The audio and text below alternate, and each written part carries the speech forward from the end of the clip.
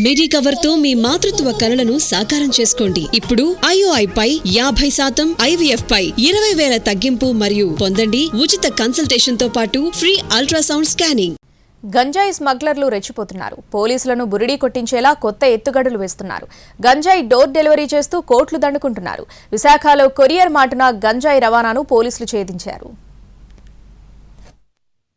గంజాయి స్మగ్లర్లు వినూత్న ఎత్తుగడలతో ముందుకెళ్తున్నారు. సాధారణంగా గంజాయిని రైళ్లు, బస్సులు, ఇతర మార్గాల ద్వారా స్మగ్లింగ్ చేస్తుంటారు.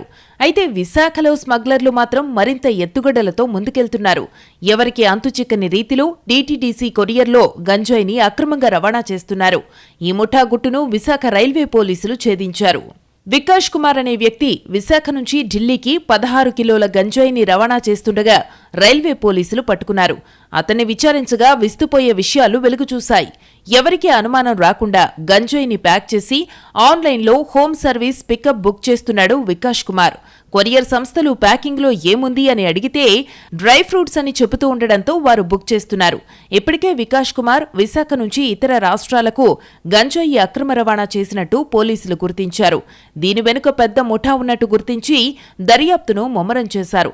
రైల్వే స్టేషన్లలో చేపట్టిన తనిఖీల్లో మరో 2ని అరెస్టు చేశారు సిబ్బంది. కేరళకు చెందిన మహ్మద్ నాదిర్ షా వద్ద 8 కిలోలు, బీహార్కు చెందిన నితీష్ కుమార్ వద్ద 6 కిలోల గంజాయిని స్వాధీనం చేసుకున్నారు.